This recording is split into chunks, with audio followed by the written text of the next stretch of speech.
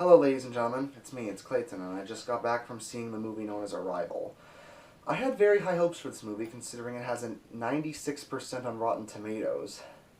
And that means, according to the critics, that technically makes it better than Pulp Fiction, Fargo, every Indiana Jones movie, and around the same level as movies like Mad Max Fury Road.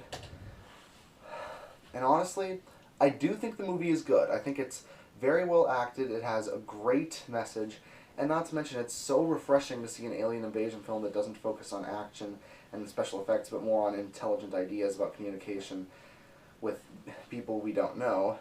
But honestly, I don't see it as a masterpiece. But let's get to the story first. The story revolves around a linguistics college professor named Lise Banks, played by Amy Adams. After 12 alien spaceships land at various points in the world, a army colonel named Colonel Weber, played by Forrest Whitaker, tasks her with finding a way to peacefully resolve this situation involving the aliens. She's also joined by this scientist named Ian Donnelly, played by Jeremy Renner. Louise Banks eventually finds out that the aliens can communicate, but they just have a very bizarre language involving these symbols. And it's her job to find out how to communicate with these aliens and to ask them the questions of why they're here, what is their purpose, and what do they plan on doing while they're there, before the alien invasion turns out to be an international incident. So, I definitely liked a lot of things about this movie. For one, even though the movie doesn't focus on the special effects for the aliens and the spaceships, and most of the things revolving around them are very good. They're very unique.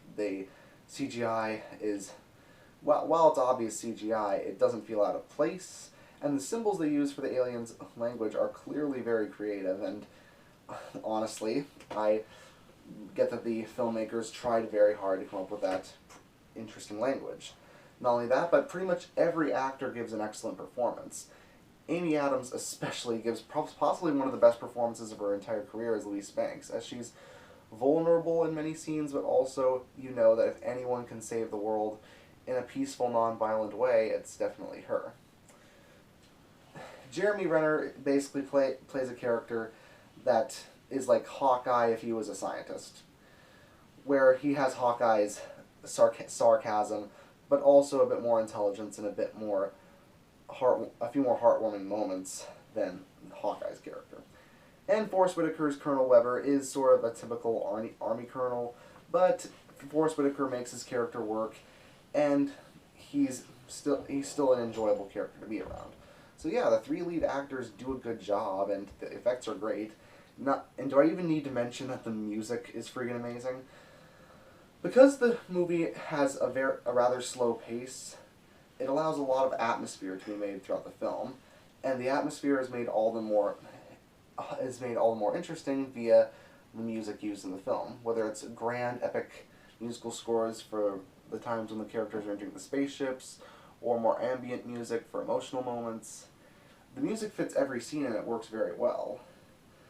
So, what are my problems with this movie? Well, my main problem is that the movie is very, very, very slow paced. Now, having a slow pace isn't necessarily a bad thing as long as you're building up to something that's prominent, or if the slow pace is used for atmosphere.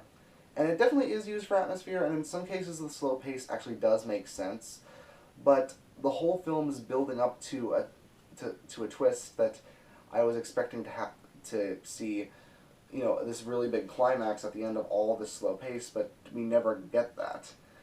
The ending, while not terrible, is definitely one that feels a bit hollow and empty. Sort of like the ending of the new True Grit, where it's not a happy ending, I guess, but it's also not a sad ending either, I guess. It's just very, very hollow, and it really leaves you feeling unsatisfied at the end. Not to mention the slow pace makes a good portion of the middle of the film feel like a slog. The film is only 1 hour and 56 minutes long, but it felt like 3 hours because of that. Another big problem is that near the end of the movie, it looks like the movie was fading to black, and it looked like the credits were finally going to roll so we could head out of the movie. But then the film kept going with about 10 more minutes. It's a similar problem to what I had with Return of the King when I first saw it. At first, it looks like the characters are going to end their journey here, but then it keeps going.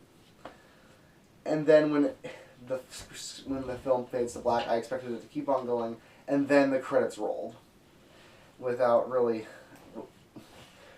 Yeah, so that's basically what happened. But like I said, it is definitely a good film, and I understand the praise that it's getting. The ideas throughout the film, with the linguistics professor handling the situation in a non-violent way for an alien contact, is actually pretty rare nowadays. And the writing throughout is very good.